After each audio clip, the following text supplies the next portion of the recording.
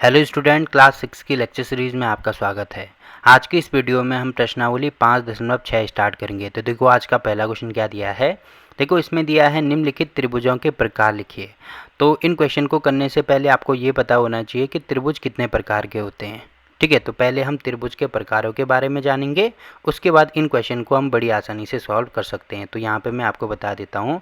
देखो आपको ये ध्यान रखना है कि त्रिभुज जो होते हैं वो मेनली दो प्रकार के होते हैं। यहाँ पे मैं लिख देता हूँ। तो देखो त्रिभुज के दो प्रकार कौन कौन से होते हैं। इसमें से पहला प्रकार आता है भुजाओं के आधार पर और दूसरा प्रकार आता है कोणों के आधार पर। अब देखो भुजाओं के आधार पर भी जो त्रिभुज होते हैं वो तीन प्रकार के होते हैं, जिसमें से पहला आता है, देखो जिसमें से पहला आता है समबाहु त्रिभुज, दूसरा आता है समद्विबाहु त्रिभुज और तीसरा आता है विषमबाहु त्रिभुज। अब इनके नाम कैसे याद रखेंगे हम, जैसे आपको यहाँ पे नाम ही से पता लग रहा होगा कि सम का मतलब होगा समान, बाहु का मतलब होगा भुजा। मतलब ऐसा त्रिभुज जिसकी सभी भुजाएं समान होती हैं उसको क्या कहेंगे, समबाहु त्रिभुज कहेंगे। ठीक है, मतलब कोई त्रिभुज मैंने ऐसे बना दिया, तो अगर ये सारी भुजाएं बराबर हैं, जैसे ये 5 सेंटीमीटर है तो ये भी 5 सेंटीमीटर होगी, ये भी 5 सेंटीमीटर, तो हम कह सकते हैं कि ये क्या हो जाएगा, समबाहु त्रिभुज हो जाएगा। जैसे नाम ही से पता लग रहा है ना, सम का मतलब होगा समान, बाहु मतलब होगा भुजा, मतलब सारी भुजाएं क्या होंगी, समान होंगी। पहली चीज़ आपको ये ध्यान रखने हैं। दूसरा इसमें दिया है समद्विबाहु। तो देखो सम का मतलब होगा समान, द्वि का मतलब होगा दो, बाहु मतलब होगा भुजा, मतलब ऐसा त्रिभुज जिसकी दो भुजाएं बराबर हों। तो दो भुजाएं वो कोई से भी हो सकती हैं, जैसे मान लीजिए मैंने त्रिभुज ये वाला बना रखा है यहाँ पे। ठीक है, अब मैं यहाँ पे इसको चेंज कर देता हूँ, एक सेकंड है। तो यहाँ पे अगर मैं इस प्रकार से त्रिभुज बनाता हूँ, तो मान लीजिए ये वाली भुजा 5 सेंटीमीटर है, ये वाली भुजा 5 सेंटीमीटर है और ये वाली भुजा 6 सेंटीमीटर है। तो आपको दिख रहा होगा इस वाली त्रिभुज में ये दो भुजाएं बराबर हैं, ये वाली भुजा और ये वाली भुजा बराबर है। तो इसमें दो भुजाएं बराबर है ना, ये दो भुजाएं भी हो सकती हैं या इन दोनों को भी ले सकते हैं या इन दोनों को भी ले सकते हैं। कोई भी दो दो भुजाएं अगर आपस में बराबर होती हैं तो उनको कहते हैं समद्विबाहु त्रिभुज, जैसे नाम ही से पता लग रहा है। ठीक है, और लास्ट आता है विषमबाहु त्रिभुज। तो विषम का मतलब होगा कोई भी सम नहीं होना, उसको कहते हैं विषम। तो मतलब ऐसा त्रिभुज जिसकी कोई भी भुजाएं बराबर नहीं होती उसको हम विषमबाहु त्रिभुज कहेंगे। जैसे ये वाला अगर 5 है तो ये वाला 6 होगा, ये वाला 7 होगा। तो यहाँ पे आपको दिख रहा है कुछ भी इसमें समान नहीं है, इसका मतलब इस त्रिभुज का जो ये वाला जो त्रिभुज होगा इसको हम कहेंगे विषमबाहु त्रिभुज। ठीक है, तो भुजाओं के आधार पर तीन प्रकार के त्रिभुजों के बारे में आपने पढ़ लिया। अब देखो ये आपको याद रखना है, याद रखने का तरीका भी मैंने आपको बता दिया। ठीक है, अब दूसरा आता है कोणों के आधार पर। अब देखो कोणों के आधार पर त्रिभुज तीन प्रकार के होते हैं। भुजाओं के आधार पर भी तीन प्रकार के होंगे और कोणों के आधार पर भी तीन प्रकार के होंगे। तो जिसमें से देखो पहला आता है न्यून कोण त्रिभुज, दूसरा आता है समकोण त्रिभुज और तीसरा आता है अधिक कोण त्रिभुज। अब देखो कोणों के बारे में तो आपने पता है ना कि न्यून कोण क्या होता है, ऐसा कोण जिसका मान 90 से छोटा होता है। न्यून का मतलब होगा छोटा, किससे छोटा, 90 से छोटा होना चाहिए, उसको हम न्यून कोण कहेंगे। वैसे ही समकोण के बारे में आपने पढ़ा है कि सम का मतलब होगा समान। तो ऐसा कोण किसके समान होना चाहिए, 90 के समान होना चाहिए, मतलब ऐसा कोण जो 90 के बराबर होता है उसको हम समकोण कहते हैं। और अधिक कोण आपने पढ़ा होगा, ऐसा कोण जो 90 से बड़ा होता है, 90 से बड़ा होता है या 90 से अधिक होता है उसको हम अधिक कोण कहते हैं। अब केवल इसमें त्रिभुज एक्स्ट्रा आ गया तो सेम टू सेम यही चीज़ आपको ध्यान रखनी है। जैसे न्यून कोण त्रिभुज की अगर हम बात करेंगे तो इसमें आपको ये ध्यान रखना है कि ऐसा त्रिभुज जिसके ये तीनों जो कोण हैं, ये तीनों कोण आपको दिख रहे होंगे, ये 90 डिग्री से 90 अंश से छोटे हैं तो इसको हम क्या कहेंगे, न्यून कोण कहेंगे। पहली चीज़ आपको ये ध्यान रखनी है। अब समकोण त्रिभुज में आपको ये ध्यान रखना है कि जिसका एक कोण, देखो इसमें तीनों कोण होने चाहिए, जबकि ये वाले में और ये वाले में केवल एक कोण होता है। ठीक है, जैसे ये वाला अगर मैं त्रिभुज बनाऊं तो इसमें एक कोण 90 के बराबर होना चाहिए। ऐसा त्रिभुज जिसमें एक कोण 90 अंश के बराबर हो उसको हम समकोण त्रिभुज कहेंगे। और अधिक कोण में क्या होता है कि ऐसा त्रिभुज जिसमें एक कोण 90 से बड़ा हो, जैसे ये वाला कोण आपको दिख रहा होगा कि 90 से बड़ा है, उसको हम क्या कहेंगे, अधिक कोण त्रिभुज कहेंगे। ठीक है, तो आपको केवल ये ध्यान रखना है कि न्यून कोण में क्या होते हैं कि तीनों जो कोण होते हैं त्रिभुज के, तीनों कोण जो होते हैं 90 से छोटे होने चाहिए।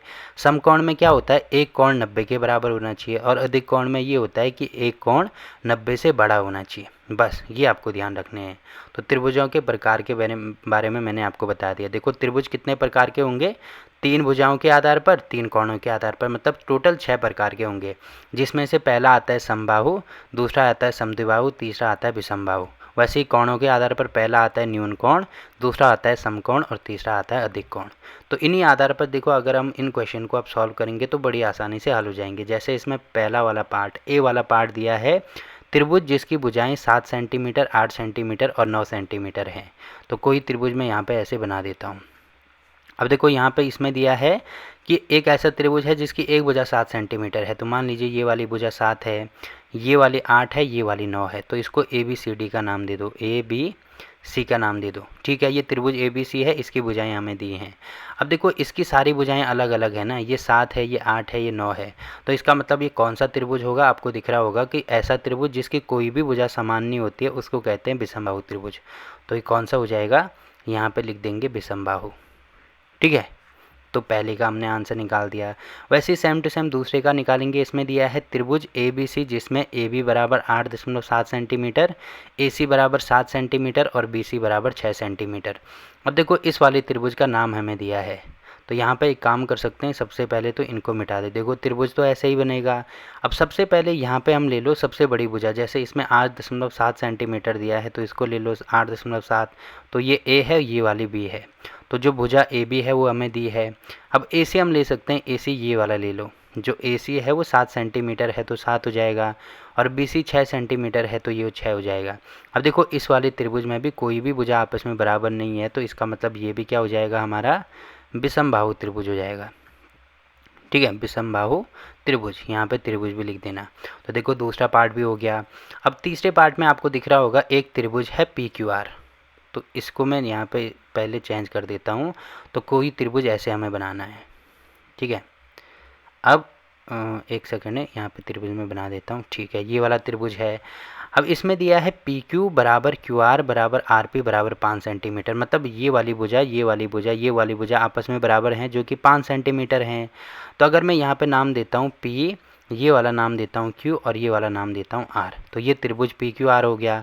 अब देखो इसमें दिया है पी क्यू, ये भी 5 सेंटीमीटर है, क्यू आर ये भी 5 सेंटीमीटर है और आर पी ये भी 5 सेंटीमीटर है।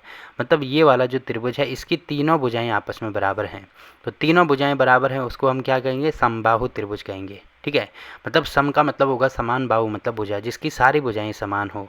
तो ये हो जाएगा हमारा समबाहु त्रिभुज। ठीक है, तो देखो ये सी वाला पार्ट भी हो गया। वैसे ही अगला पार्ट इसमें दिया है कि ऐसा, ये डी वाला पार्ट दिया है कि डी ई एफ जिसमें एक कोण इसमें देखो 90 के बराबर दिया है। तो अब यहाँ पे मुझे ये चीज़ चेंज करनी पड़ेगी। एक तो भुजाओं के आधार पर हो गया, बाकी इसमें कोण दिया है तो अब कोणों के आधार पर भी हमें त्रिभुज यहाँ पे दिया है। तो एक कोण 90 के बराबर, मतलब 90 तो आपको पता ही होगा ना कि मतलब एक कोण ऐसे होना चाहिए 90 के बराबर। अब इसका नाम दिया है यहाँ पे डी ई एफ। अब देखो इसमें दिया है कोण डी 90 के बराबर होना चाहिए, मतलब ये वाला जो है वो 90 होना चाहिए, तो यहाँ पे डी हो जाएगा।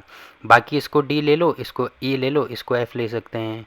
ठीक है, या इसको डी ले लिया, इसको ई ले लिया, इसको एफ ले सकते हैं। तो आप कुछ भी ले सकते हैं, बट ये वाला, ये जो कोण हमें दिया है ये 90 के बराबर होना चाहिए, तो ये वाला टी हो जाएगा।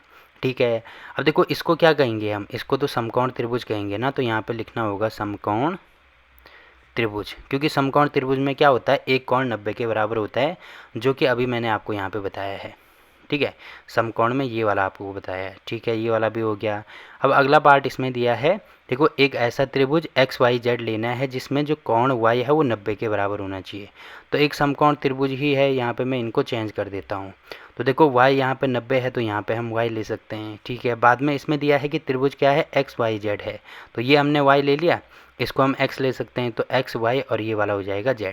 बाकी इसमें देखो कोण y दिया है 90 के बराबर है, जो कि आपको दिख रहा होगा, और x y बराबर y z। x y का मतलब ये और ये दोनों आपस में बराबर हैं। जैसे अगर ये 5 सेंटीमीटर है तो ये भी 5 सेंटीमीटर होगा। अब देखो इसके दो नाम होंगे। दो नाम कौन कौन से होंगे, एक तो ये हो जाएगा समकोण त्रिभुज। ठीक है, एक तो ये होगा समकोण त्रिभुज, और उसके बाद क्योंकि इसकी दो भुजाएं बराबर हैं, ये वाली भुजा और ये वाली भुजा बराबर है, तो इसको हम क्या कहेंगे, समद्विबाहु त्रिभुज भी कह सकते हैं। तो यहाँ पे मैं लिख दूंगा समद्विबाहु त्रिभुज, क्योंकि नाम ही से पता लग रहा है ना, सम का मतलब समान, द्वि का मतलब दो, बाहु मतलब भुजा। तो इसकी दो भुजाएं भी बराबर हैं, इसीलिए इसको समद्विबाहु त्रिभुज भी हम कह सकते हैं। तो देखो ये वाला क्वेश्चन भी हो गया। बाकी इसमें देखो लास्ट पार्ट ये दिया है कि त्रिभुज एल एम एन है जिसमें जो कोण एल है वो 30 डिग्री है।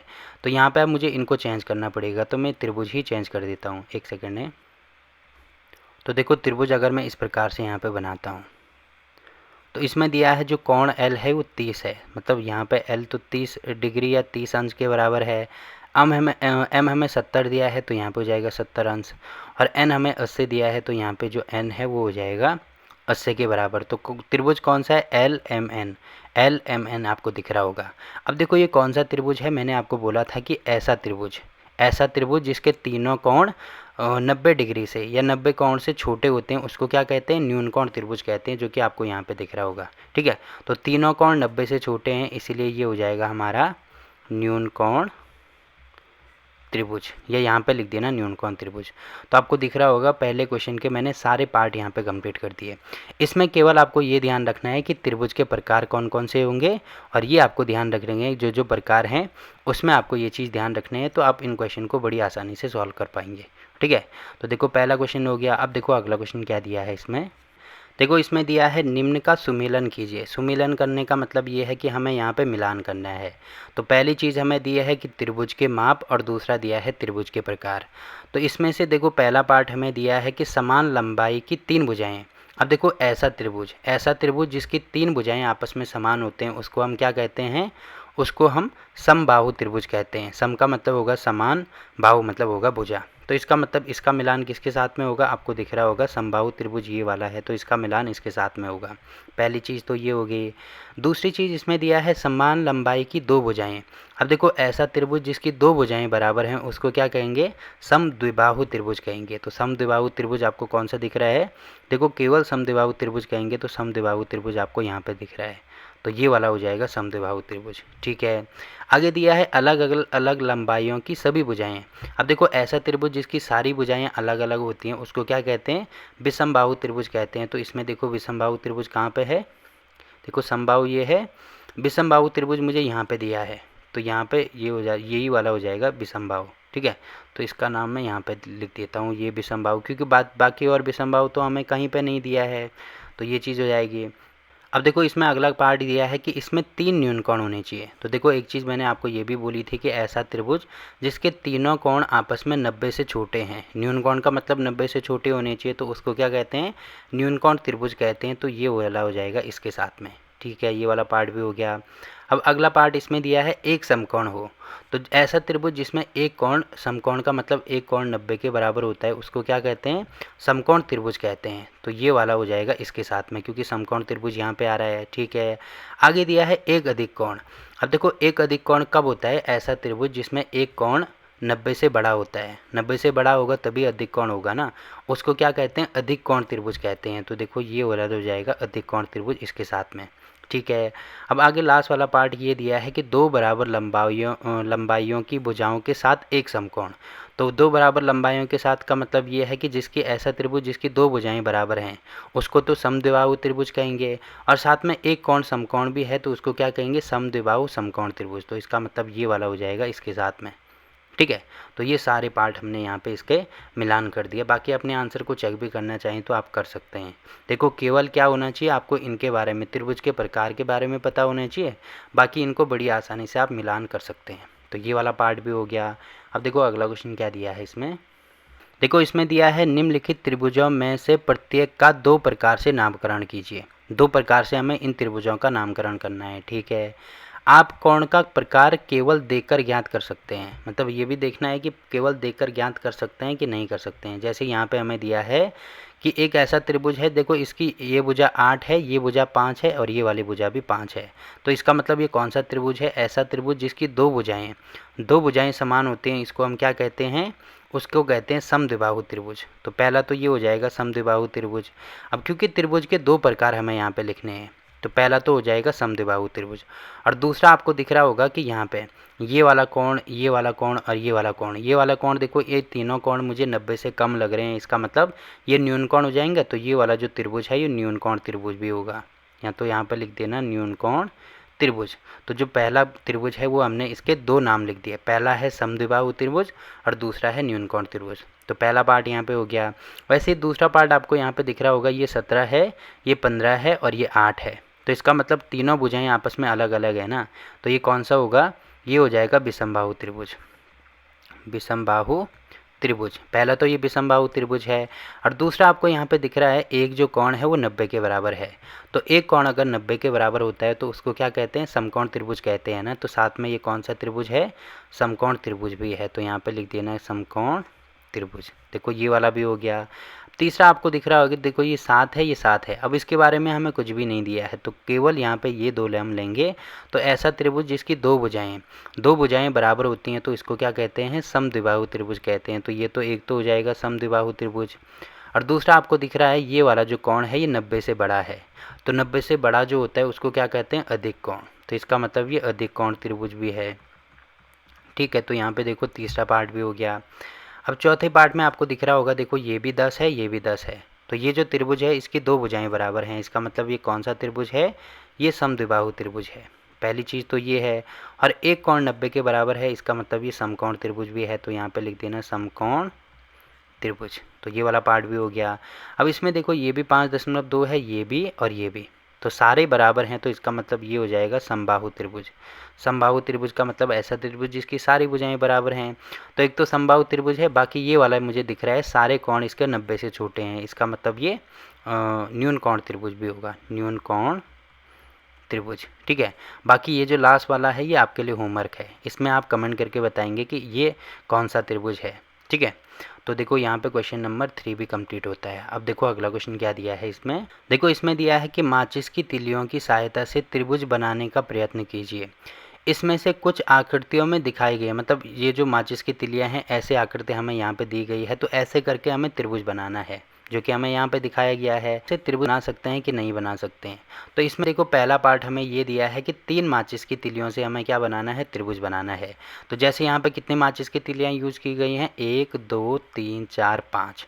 तो 5 तिलियों से यहाँ पे त्रिभुज बनाया गया है। तो वैसे ही हम 3 तिलियों से त्रिभुज बनाएंगे। तो कैसे बनाएंगे, देखो एक तिली तो इस प्रकार से हम लिख सकते हैं ऐसे, दूसरी तिली को हम ऐसे ले सकते हैं और तीसरी वाली को ऐसे ले सकते हैं। तो यहाँ पे आपको दिख रहा होगा त्रिभुज बन रहा है ना। तो यहाँ पे देखो बना सकते हैं, बिल्कुल बना सकते हैं। यहाँ पे लिख देना हाँ। तो पहला पार्ट ये वाला हो गया। ठीक है, अब दूसरा दिया है कि 4 माचिस की तिलियों से भी बन सकता है कि नहीं बन सकता है। तो अगर मैं पहली तिली ऐसे ले लूँ यहाँ पे, दूसरी तिली को अगर मैं ऐसे लेता हूँ इसमें, इसके साथ में तीसरी तिली को भी ऐसे लेना होगा और चौथी तिली हमारी यहाँ पे आ जाएगी। तो देखो यहाँ पे ये गैप बच रहा है ना। अगर मैं यहाँ से भी लेता हूँ, पहली तिली मैंने ऐसे ले ली, दूसरी तिली मैंने यहीं पे इसी के साथ में ले ली, तीसरी मैंने ये वाली ले ली और चौथी मैंने अगर मैं इतना लेता हूँ तो यहाँ पे भी देखो गैप बच रहा है। तो इसका मतलब इससे मैं त्रिभुज नहीं बना सकता हूँ। तो यहाँ पे लिख देना नहीं। ठीक है, आप खुद भी चेक करके देख सकते हैं। माचिस की तिलियाँ लेना और उससे त्रिभुज बना के देखना। तो 4 अगर माचिस की तिलियाँ हम लेंगे तो इससे हम कहीं से भी त्रिभुज नहीं बना सकते हैं। तो यहाँ पे हो जाएगा नहीं। वैसे 5 माचिस की तिलियों से अगर मुझे त्रिभुज बनाना है तो ये तो आपको यहाँ पे दिख रहा होगा, इस प्रकार से बना सकते हैं। 1 2 3 4 5, 5 माचिस की तिलियों का यूज़ करके हमें त्रिभुज बनाया गया है। तो ये आप यहाँ पे देख सकते हैं। ठीक है, तो बन रहा है, बिल्कुल बन रहा है। तो यहाँ पे लिख देना हाँ। अब अगला दिया है 6 माचिस की तिलियों का यूज़ करके हमें त्रिभुज बनाना है। तो बिल्कुल बना सकते हैं, जैसे ये वाला बनाया गया है ना। तो सेम टू सेम वैसे ही बनाएंगे हम। ठीक है, इसमें केवल ये वाली तिली एक है तो यहाँ पे हम 2 ले लेंगे। मतलब ऐसे बना सकते हैं, पहली तिली ऐसी होगी, दूसरी तिली इसी के साथ में लेना है यहाँ पे। ठीक है, दूसरी तिली ऐसी होगी।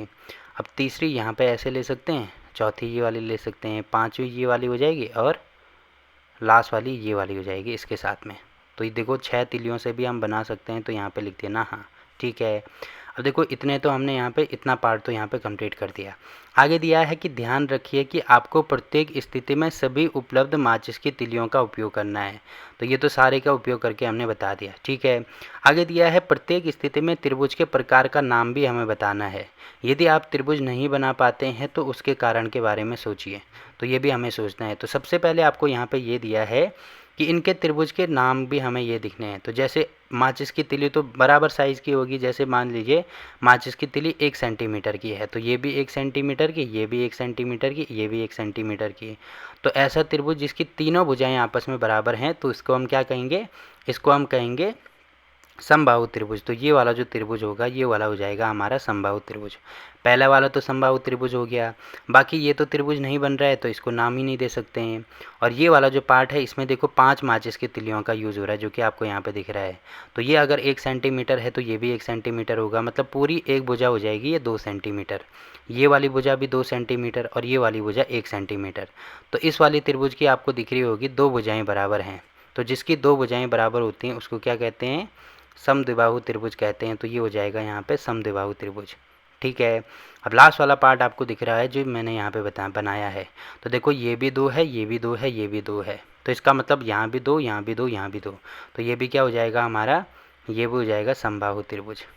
ठीक है, तो इसका भी हमने नामकरण कर दिया। तो आपको दिख रहा होगा यहाँ पे इसका ये वाला पार्ट भी कंप्लीट होता है। बाकी यहाँ पे क्वेश्चन नंबर 4 भी कंप्लीट हो गया। अब देखो प्रश्नावली 5.6 है, ये भी यहाँ पे कंप्लीट होती है। अब इस प्रश्नावली के किसी भी क्वेश्चन में अगर आपको कोई भी दिक्कत आती है तो आप कमेंट करके पूछ सकते हैं। ठीक।